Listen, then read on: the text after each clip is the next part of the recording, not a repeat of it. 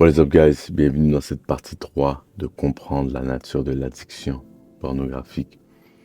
On va commencer directement vivre dans le sujet les frères. J'espère que vous allez super bien. Bon matin. Bon, pour moi c'est la matinée, en ce moment il est 7h54 du matin. Comme je vous l'ai si bien dit toujours, je viens au début, avant de travailler, avant de commencer ma session à 9h de travail. Je viens au bureau 3 heures plus tôt pour méditer, étudier et me concentrer. Et on y rentre vif. On rentre vif dans le sujet. Je vais pas trop m'attarder. Premier point les gars, pour terminer cette partie 3 de comprendre l'addiction et les fondements et les racines de la pornographie, c'est la honte retient l'addiction. Ce qui te garde aussi hooked dans cette loupe infinie de pornographie, c'est la honte. Vous le savez vous-même, vous êtes peut-être là, vous avez peut-être cliqué, vous avez peut-être cliqué sur ce site, vous êtes peut-être rentré dans ce groupe, vous avez peut-être fait les actions pour essayer de vous aider dû à la honte, parce que vous avez honte de vous-même, vous avez honte de vos actions, vous avez honte des dernières années, vous avez honte du temps que vous avez passé dans la pornographie, vous avez honte de comment les gens peuvent vous percevoir, vous avez honte si on vous catch, si on vous attrape en train de regarder de la pornographie ou en train de faire votre dernière addiction. Vous avez honte que si votre version de vous-même dans 10 ans vient vous voir aujourd'hui, vous aurez honte de vous-même. Désolé si vous entendez les employeurs qui parlent fort. Yo frère, détends-toi cousin. Détends-toi. Je sais pas, vous l'entendez pas. Donc vous avez honte. Et cette honte-là, les amis, elle est justifiée. On a tous cette honte.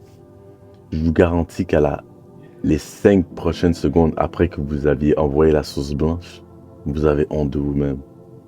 Vous regardez la femme auquel vous regardez la scène auquel vous êtes en train de vous branler, vous êtes comme dégoûté de toi-même. Tu regardes le temps que tu as passé en train de te branler plus d'une heure, tu es dégoûté de toi-même. Tu aurais pu faire autre chose, tu aurais pu travailler sur un projet, tu aurais pu travailler sur un purpose. Non, tu étais là en train de te branler. Même pas avec une vraie femme, devant ton téléphone, devant du métal. Tu consommes, tu te sens sale, tu veux oublier, tu reconsommes. Voici le cycle. Tu regardes la pornographie, tu te sens dégueulasse. Pour oublier que tu te sentais dégueulasse, ben tu recommences. C'est un cercle infini. Tu consommes, tu te sens pas bien, tu recommences. Tu consommes, tu te sens pas bien, tu recommences. Et à chaque fois, c'est cette petite dopamine de recommencer qui te fait un peu oublier, mais qui te remet à la même endroit. Mais le fait de le refaire, ça... Ah, tu vois ce que je veux dire? Et c'est pas bon. Le cycle n'est clairement pas sexuel, le cycle est émotionnel. Et c'est à force de, justement, rester dans ce cycle émotionnel, voici ce qui différencie en fait un homme d'un garçon. Voici ce qui différencie en fait un homme qui entreprend, un homme qui veut être la tête de la maison, d'un petit garçon, d'un enfant, de quelqu'un de faible. C'est si tu es capable de contrôler tes émotions. Laissez-moi vous raconter une petite anecdote qui m'est arrivée. Et ça va vous expliquer ma façon de penser. Je me rappelle, j'étais avec mon petit frère et on était allé déménager nous sommes allés chercher des meubles. Avec mon père, moi et mon petit frère, on était allés dans ma voiture. Mon père était allé dans sa grosse voiture euh, pour aller chercher des meubles. Et arrivé à l'endroit où est-ce qu'on devait aller chercher des meubles, c'était un endroit à peut-être une vingtaine de minutes de chez nous. On va acheter les meubles.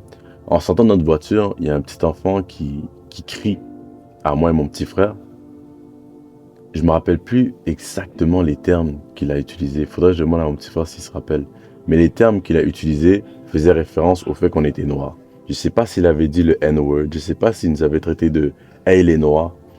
Juste pour vous dire à quel point j'étais pas mal de la situation. Je m'en foutais tellement de la situation que je ne me rappelle pas exactement ce qu'il a dit.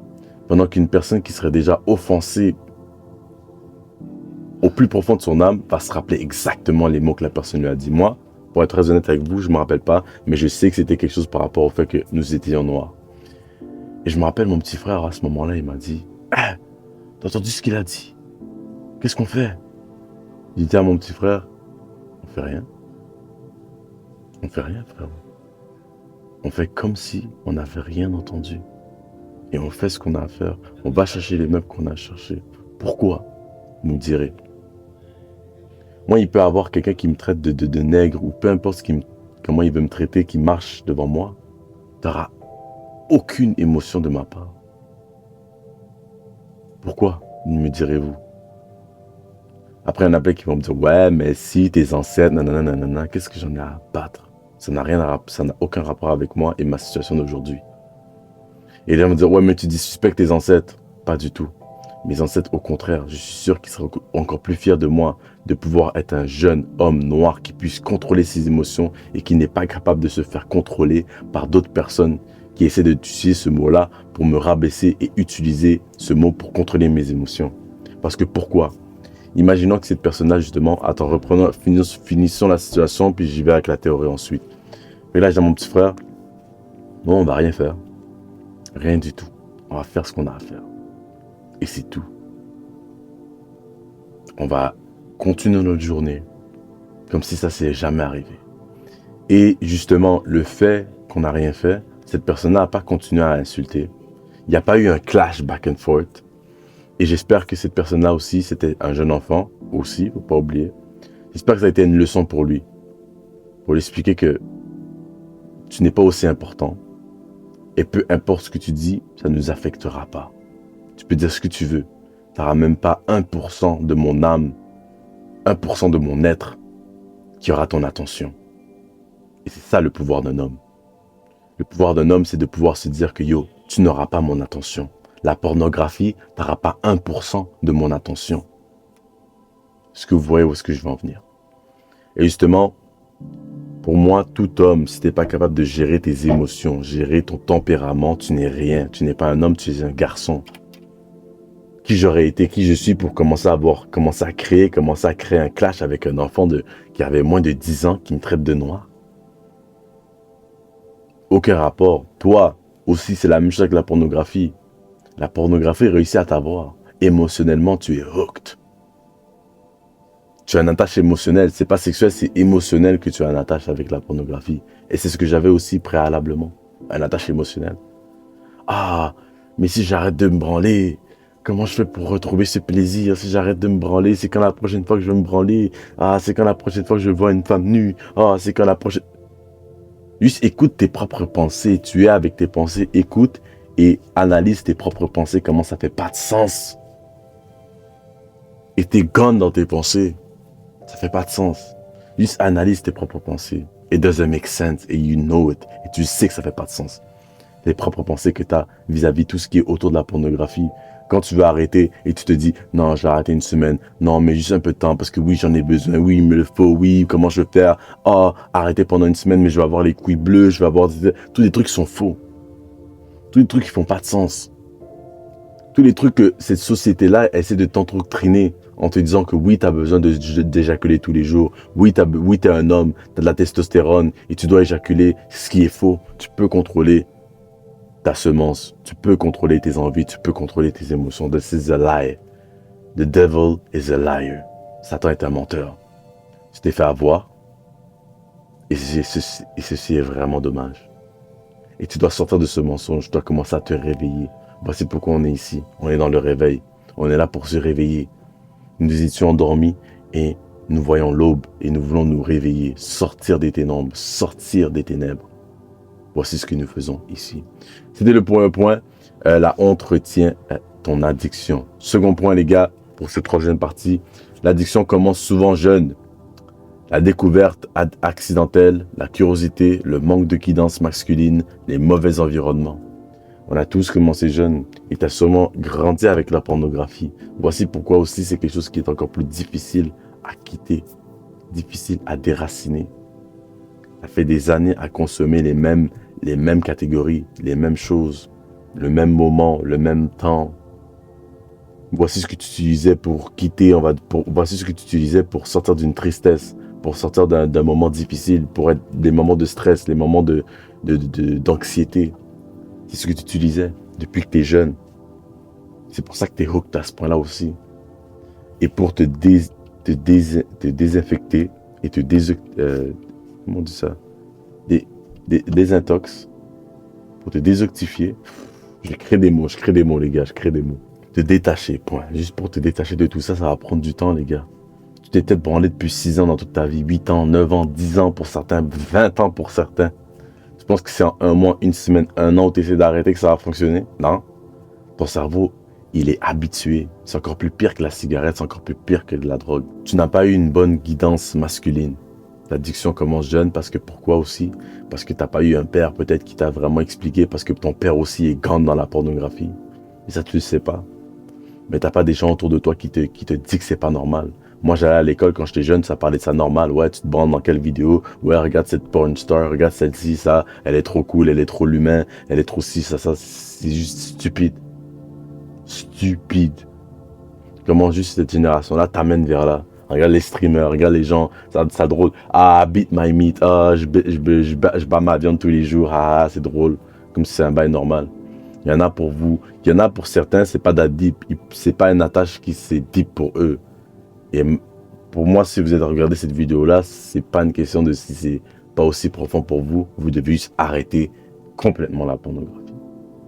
Arrêter complètement, éradiquer ce thought, cette pensée qui dit « Ah, je peux utiliser petit à petit, arrêter petit à petit, mais quand même le garder. » Non, tu dois éliminer, éradiquer ça de ta vie complètement.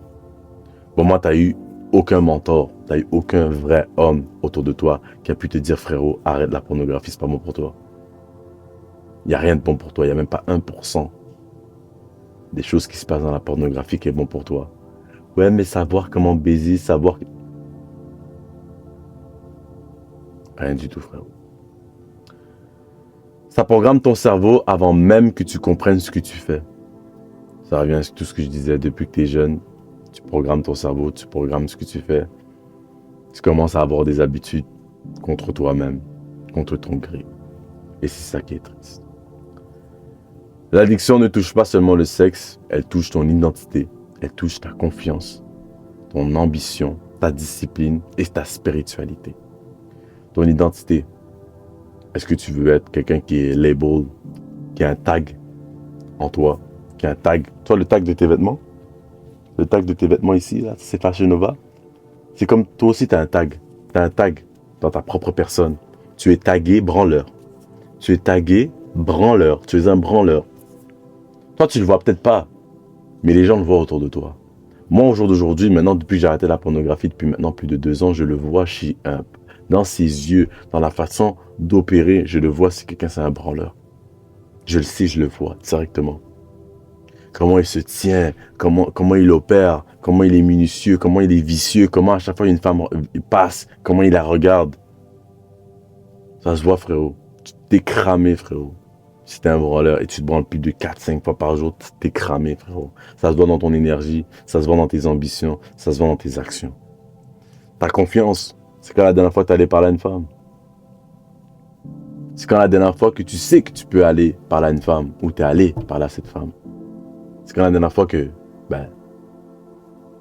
t'as confiance dans un projet, t'as confiance à 100% en toi. Tu te dis, oui, je peux le faire, oui, je peux être le meilleur. Est-ce que tu t'es déjà dit que tu pourrais être le meilleur dans une filière? Est-ce que tu t'es déjà dit que pour toi, c'est sûr que tu vas arrêter? Regarde comment ta confiance, elle est brisée. Pour toi, tu te dis pas que tu pourrais être le meilleur dans aucune filière et tu penses pas pouvoir arrêter parce que c'est la pornographie qui brise ta confiance. Vous voyez ce que je veux dire? Tes ambitions, ta discipline, ta spiritualité, est-ce que j'ai besoin d'en parler? C'est des points que je vais pouvoir aborder aussi dans tout le long de ce cours et que je vais pouvoir aller plus profondément. Mais ta spiritualité, c'est le point le plus important, d'après moi personnellement. C'est que ta relation avec Dieu va toujours en prendre un coup si tu continues à te masturber. Moi, je vais toujours le dire dans toutes mes vidéos, si ce n'était pas de Dieu, j'aurais jamais arrêté la pornographie et la masturbation. Et je vous conseille de créer votre relation avec Dieu dès maintenant. Comprendre qui il est, comprendre la vérité, comprendre ce que Jésus est venu faire sur la terre, pourquoi il est mort pour tes péchés. Si tu n'as aucune idée de ce que je parle en ce moment, fais des recherches. Va chercher une Bible. Prends une Bible, commence à la lire, commence à comprendre d'où viennent tes origines, commence à comprendre d'où viennent ces pensées. Pourquoi tu as envie d'arrêter? La Bible explique. D'accord? Dernier point, les gars, la vraie raison, tu n'es pas addict à la porn. Tu es addict à l'échappatoire qu'elle te donne. Mes frères et mes sœurs, s'il y a des filles qui regardent cette vidéo, souvent les gens pensent que les fumeurs sont addicts à la cigarette. Les drogués sont addicts à la drogue. Ceux qui sont addicts à la pornographie sont addicts aux vidéos. Peu importe l'addiction que tu peux avoir. Les gens qui aiment la nourriture, ils sont juste addicts à la nourriture. Non. Les gens sont addicts à l'échappatoire que ça te sort. Juste pense au moment où ton cerveau il zone out quand tu es en train de te branler. Quand tu es en train d'être dans le moment présent. Du début jusqu'à la fin de la vidéo. Du début jusqu'à la fin de la séance. De te masturber. C'est un échappatoire. Tes problèmes disparaissent pendant un certain temps. Tu penses plus à l'école, tu penses plus au travail, tu penses plus à tes bills, à tes factures, tu penses plus à tes petits problèmes, la famille, ça, tout ça, tu ne réfléchis plus à ça. C'est un échappatoire. Même chose pour les drogués. Pourquoi tu fumes des gants sur du weed, des gants sur des cigarettes, des gants sur de la drogue, l'alcool, le club. Le club, c'est un exemple phénoménal de ça. Tu es là au club de minuit à 3 heures du matin, tu oublies tes problèmes, tu finis ça, tu es comme « quête, demain je dois travailler, quête, demain c'est la réalité ». Les voyages aussi, ça peut être un échappatoire, les gars. Les gens qui partent pendant une semaine dans un voyage, mais ta situation était vraiment merdique quand tu pars et ta situation est encore plus merdique quand tu reviens, c'est un échappatoire. C'est pas vraiment de l'amusement. C'est un pansement. Essaie de te mettre un petit pansement pour dire « Ah, ça va aller mieux, donc je vais voyager, je vais me remonter le moral. » Tu dois arranger ce qui se passe dans ta vie réelle avant de chercher le plaisir. Vous voyez ce que je veux dire? Et prenez pas tout ce que je veux dire à la lettre, prenez pas tout ce que je dis à la lettre. Prenez ce qui est bon pour vous et gardez pas ce qui est pas bon pour vous. Il y a certains trucs que je vais dire dans mes vidéos, les gars, que c'est certaines personnes qui ont besoin d'entendre ça et il y en a d'autres qui n'ont pas besoin d'entendre ces choses. Comme le truc du voyage, c'est peut-être certaines personnes qui ont besoin d'entendre, il y en a qui n'ont pas besoin d'entendre. Si ça s'applique à toi, prends-le. Si ça s'applique pas à toi, ne le prends pas. D'accord? Et justement, quand tu es en stress, tu vas vers la pornographie. Quand tu sens un vide, tu vas vers la pornographie. Quand tu te sens seul, tu vas vers la pornographie. Quand tu as un manque de confiance en toi, tu vas vers la pornographie. Tu vas te branler sur des 10 sur 10 pour croire que tu peux gérer ces 10 sur 10 ou tu as le droit d'avoir ces 10 sur 10. Pendant ce temps-là, les gars, tu fais juste vendre ton âme. Tu fais juste te donner un faux rêve. La majorité d'entre nous qui regardent ces 10 sur 10 en train de se doiter ou en train de se faire baiser par d'autres hommes, vous savez au fond de vous que vous mériterez jamais ce genre de femme. Et vous n'aurez jamais ce genre de femme. Donc vous vous branlez pour les regarder. Vous les regardez en vous branlant. Parce que jamais vous pourrez l'avoir. Mais il y en a plein d'entre vous que si vous élevez votre statut, monétairement parlant, physiquement parlant, carrièrement parlant, vous pouvez atteindre ce genre de femme. Mais aujourd'hui, vous n'avez pas le droit. C'est dommage. C'est une fuite, pas une envie sexuelle. Tu fais que fuir. C'est pour fuir. C'est pour ça qu'on appelle ça un échappatoire. Et j'espère que après ces dernières vidéos, les gars, vous avez pu comprendre quelle est la pornographie et comprendre la nature de l'addiction de la pornographie. Cette addiction-là, c'est des racines que tu as créées depuis très longtemps, qui sont là depuis longtemps. Puis si tu justement t'enlèves ces racines-là, il restera un trou. Tu dois pouvoir le remplir, ce trou. Et c'est ce qu'on va voir dans les prochaines vidéos. Comment remplir ce trou, comment remplir ce vide. C'est pas par la pornographie. C'est pas par la pornographie comment je fais. C'est pas par la pornographie comment j'opère. C'est pas par la pornographie par où je commence. C'est des questions que vous devez vous poser, que vous devez vous attarder. Et c'est ce que nous allons attarder dans ces cours, dans ces prochains cours. Je sais pas c'est quand le prochain point, les gars, ça va être normalement comprendre ça c'est ce que j'ai fait. La prise de conscience. Ouais, c'est la prise de conscience. Là, on a compris c'est quoi la pornographie. Et là, on aura la prise de conscience. Comment justement chacun d'entre vous, on s'est rendu là. Et comment justement vous avez d'aide de vous rendre là. Mais j'espère qu'après ces 3 points-là, vous avez pu comprendre euh, le deepness de la pornographie et comment elle affecte chacun d'entre nous. Et on se revoit pour la prochaine catégorie, qui est normalement la prise de conscience. Prenez soin de vous, faites attention à vous, n'oubliez pas vos prières, n'oubliez pas que vous pouvez y arriver, que tout est possible.